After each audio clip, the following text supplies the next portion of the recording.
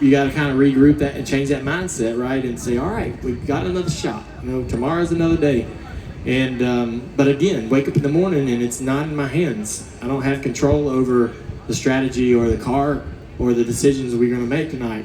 I'm going to sit there and hope it goes well, and that's all you can do. One difference between driver and owner, at least famously before the Letarte era, you would sleep as long as you could until practice and then come roll in. Now you you're were at 6 a.m. What time was your alarm set for yesterday? I think that drives home the fact that this is we know in our hearts that this could be the only race that Junior Motorsports ever enters in the Cup Series. It's absolutely not what I want, but it could be. So yes, I'm not going to miss the car getting unloaded. I'm going to be there as soon as it comes out of the truck. I want to be there when it goes through tech inspection, which I was. I want to help push, I want to be there and watch it get pushed out onto the grid for qualifying, which I did. And so, I just want to experience all these things because if I don't ever get to do it again, I don't want to have missed anything. And also, the team that we put together, they're kind of like a bunch of volunteers. We went to a lot of different places to get all these individuals that we thought would really be the people we needed for this trip. The car chief on the car is B. Hoover. B. Hoover worked on my Xfinity car, the AC Delco car, back in 98-99. He was a mechanic on the Bud car back when we ran in the Bud car through the early 2000s. So, all these individuals I have unique connections with, and they're all going to be here on Wednesday at 6 in the morning. And I was like, I think it might be important if I'm there too, so they see me and go, hey, he's with us. He's serious about this. I'm going to be serious about this. Let's get this weekend started off on the right foot. And that's what I thought would be the best thing to do. Will you be giving a motivational pep talk before the duel tonight? I got Xfinity drivers to talk to. I'm going to be talking to Justin. I've been talking to Justin all week.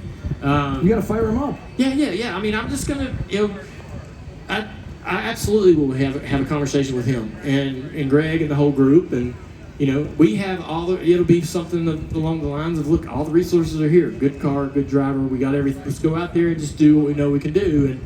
And, I believe that if you, will it into existence, it's possible. If you go in thinking we don't have a shot or the odds are against us, you're setting yourself up for failure. You're making it harder than it has to be. Davey's got a question there. Andrew's got a question in the crowd. Yeah, right here with Chris, who's, by the way, rocking your National Guard hat from the last time you won the Daytona 500 here in 2014. Chris, what's your question? Hi, so I have a question for Dale. I'm Chris from Los Angeles. So I know you've been pretty passionate over the last couple years with teams not wrapping or painting the side skirts. Yeah. And I saw that this year that they're painting them or wrapping them. So my question is, what's been your favorite paint scheme that you've personally designed, helped, or run? That's a great question. So the side skirt or the rocker box or whatever you want to call that thing on the next gen,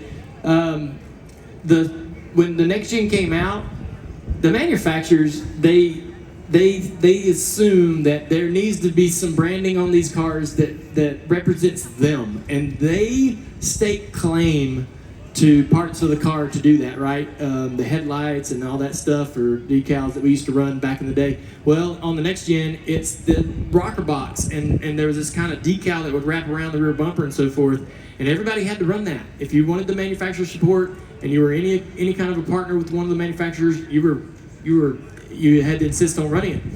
And it looked awful. It doesn't look good, and the cars look better when they're wrapped to the floor, right? And so I think they kind of loosened up on those rules this year. Not some of the manufacturers, or all of them maybe, have told the teams that it's not necessary to leave that space for the manufacturer.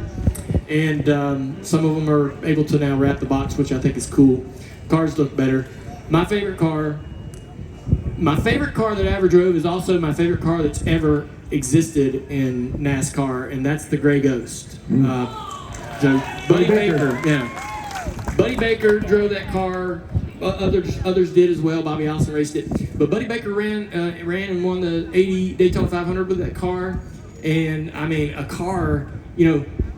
I love things that get their nicknames naturally, and not. I don't like nicknames that are like self-imposed but so that car developed this reputation. And people call it the Gray Ghost, and it's got a lure and a real story. like when I mention that car, several people know what I'm talking about. And I love cars that have names. I mean, that's cool in itself. But beautiful car, silver and black, pinstriping, awesome. And so I was lucky enough to be able to talk our sponsors into letting me do that a couple times in my career. And so that's probably my favorite. We ran that in the car tomorrow at Charlotte, I believe. And man, that car looks so good. For a car tomorrow, that's hard to do, but hard to make that thing look good. But we did, and that was a lot of fun when we could do things like that. I think we got one more question out there, Andrew. We got time for one more quick question because Martin Truex Jr. and Cole Pern are here. So, Wayne, what's your question?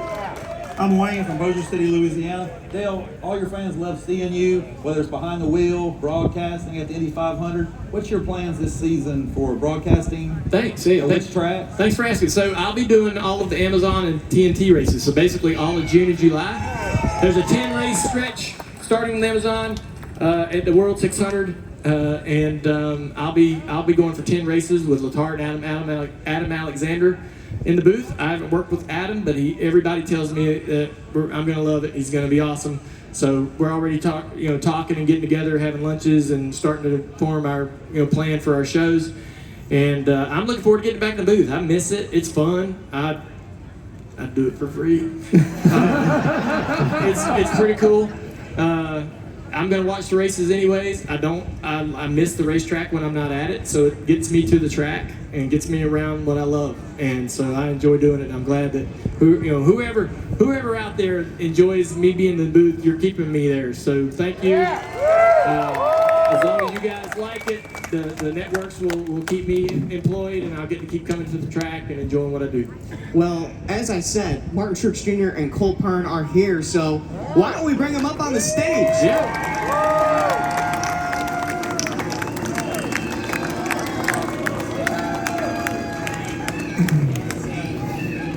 What's up, man? All right, man. This is gonna be a lot of fun.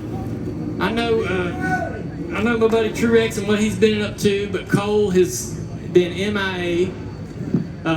Ran off to run some kind of a resort on the other side of the country. A different country. Yeah. Well, it might be the same Where country is soon. it? Who Yeah. knows?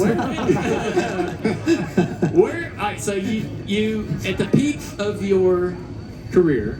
Thank y'all both for being here. Yeah. I know you guys are busy, but thank you for being here. At the peak of your career, you decided I've done what I wanted to do. How hard was that to do? How easy was it to do?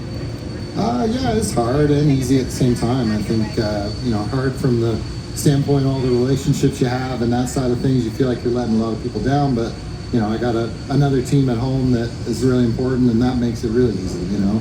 Getting to spend more time with them. And as your kids get older, it just gets hard, But To be away from them. Yeah, and being a crew chief and then trying to be a crew chief at a high level is a 24/7 job, and there's not much place for much else in your life. Where's the resort? Golden, BC. So yeah, it's a resort, but it's like backcountry skiing. So we have four lodges that you helicopter into, and then you're kind of there for a week. Truex, have you been? No. I can go now, though. He's got Yes. time. Yeah. I'm not racing, so I could do it. And that's going well. Yeah, it's going great. Yeah. No, everything's going really well. Private, I wouldn't say privately is the right word, but you've been still advising, like staying plugged into what Joe Gibbs Racing's doing. You're not, you haven't completely disconnected. Yeah, it's been great. I work in the aero department and do, all the aero mapping. So we go to the wind tunnel, we gather all that info, and then that info kind of needs to get collected into some type of form that the simulation can use, and that's what I handle. And it works out great. I get to work with people that I know really well, and I think that's what enables it to make it work. Truex, I called you and asked you if you were going to run the Daytona 500, and you kept giving me bullshit answers. How long did you know you were going to do this? Officially, no? Yes. A while. Why didn't you tell me, man? Well, it was when we were talking about it. It was a different situation Yeah. because I knew I couldn't drive your car. Yeah. Right? But it wasn't, I guess, a little bit longer after that. Did you know that Cole was going to help you? When did we even start talking about this? I feel like there's maybe end of August last year. Yeah, it was pretty early. Yeah. It's pretty early. It wasn't very much talking. It was like, hey, do you want to do the 500? And I said yes. Yeah. That's about it. Not sure if he's really sure about his decision yet, but yesterday Yeah. went well. So Yeah. I actually had more fun yesterday than I thought it would, so it was good. How'd you like getting here at 6 a.m.? That was all right. Yeah, I don't know. It's a good way to just get a full slap in the face today, right? Nobody has a way to do it. and he got sunburned too, right? Yeah, I know. I mean, skin has not seen the sun like it was yesterday, so. So are you literally, you're like in a lodge, like people are skiing outside, and then you're like on your laptop, like doing aero stuff for JGR and sending it back. You're like, all right, back to the slopes. Not quite, but I could do that. Yeah, I mean, I definitely have. I mean, we have internet up there, so it works. Starlink. That's the beautiful thing. You can kind of have internet anywhere, so it works. Works pretty well. Is this like in the middle of nowhere? Well, I mean, yeah. I mean, you said you have to helicopter in. Yeah, you have to helicopter there, and like each lodge only has 16 people. Do so- you helicopter there? What's that? Do you helicopter there? Me fly? No, I just How ride. do you get in? Oh no, yeah, helicopter. Yeah, anytime you got to go there for anything, That's the only right? way. Yeah. So Holy cow. if you got to fix something, you can't just run to the hardware store to go get it. You know Right. what I mean? That's No. that's the crazy thing. I guess you probably have a hell of a tool closet. Huh? Yeah, and you just have to have really detailed lists because it's like you just can't. It's just really expensive if you forget some little thing that you need. Hey, I want to bring one guy up here on stage. Denny Hamlin got here a little bit early, so let's say we bring him here. We're gonna need a mic. You got a mic? Oh, you're gonna give up your spot, Andrew? That's kind of Get nice. out of here. Yeah. All right. Danny, how's it going? Hi. So, Danny gets here a little bit early, so we're gonna drag you out. That's here. nothing. What? Who are you? Yeah, right. How miserable is Cole right now? I mean, we just left the meeting and I heard him mumbling and grumbling and throwing F-bombs from 20 feet back like, what the fuck am I doing here? This is fucking shit. I did pretty good. I lost my cool a little bit. Wait, you've already lost your cool? I just did Oh, yeah. 15 minutes ago.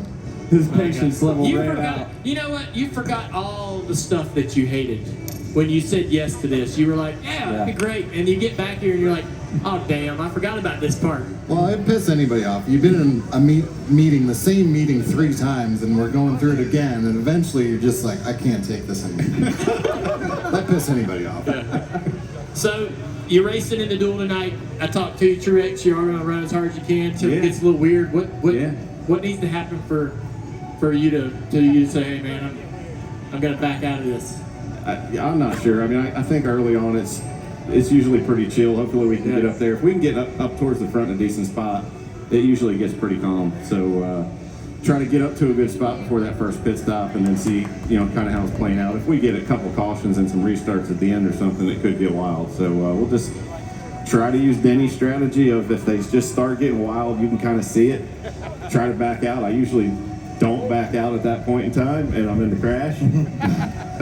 So hopefully, fingers crossed, we'll be safe. I think there's 11 Toyotas in the race. I don't know if that's a record, but it's got to be close. It's the most we've had. So That's why we're going to have so many meetings then. yeah, hopefully it helps. But yes, surely. I mean, in the past, it's like, man, we have to have everybody avoid the wreck to be, linked up at the end. Now, I mean, you can lose a few and still be in decent shape teammate-wise. It feels like.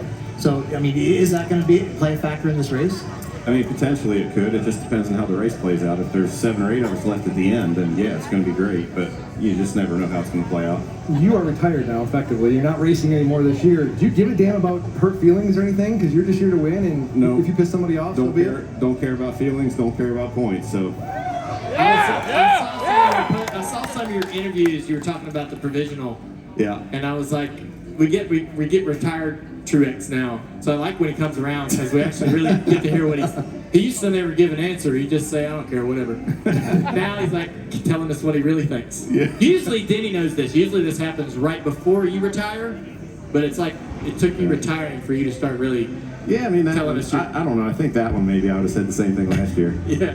I think so. Yeah. He said it was a slap in the face. Yes. Yeah, I mean a little bit. I think Yeah. for sure. It ended up being a non-issue, I guess. No, not for us, but it will be for someone else. I Yeah. guess at some point. So, Denny, what is the plan tonight? What you're locked in? You got a charter. We're like gonna do a whatever they bastard. tell us to do, right, Cole? Right. Yeah. Which meeting So- told you what to do? Which of the 3 meetings? That was the same thing every time. Oh, I see. Yeah, that was the problem. So Dale, I got a lot of flack because I said you wouldn't be as successful in this era of next gen super should have speed. chose your words wisely. There. But no, hey, I blame Mike Davis and them boys back there How on can you the, just on the make headline. how can you make a blanket statement like that? Because Me and Dad that wouldn't be successful. That's wrong. I could hear That's it. not what I said. You did. That's not what I said. That's what I heard. No, that's what the headline they chose to put up. The rest of your I said you would fucking hate it. I do hate it. Yes. I said I would you hate being told who you can draft with and who you can't and when you gotta pick and all, you would hate it. Well, why don't you just not do what they tell you? Because then you're being a bad teammate. Then the people for will one be day. not together. For one day. What are they gonna do? What are they gonna do to you? My point is, you were great and your dad was great because you didn't give a shit who you used. You used anybody on the track to succeed, right? And that matters. And the ones that I won, he was probably mad at me at some point, or Cole. Like In fairness, though, I was sitting in that meeting today. In 2016, we started this. Yes, We're to that's right. blame. Yeah. I know. I'm like, we're a victim of our own Yeah. creation. I know. All right, I want to keep this going on. We're going to end this show though, right? Dale Jr. Download is going off the air. Coming up next, Sirius XM, NASCAR.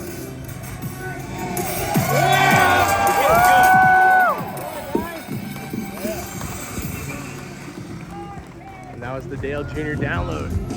Hey, that was just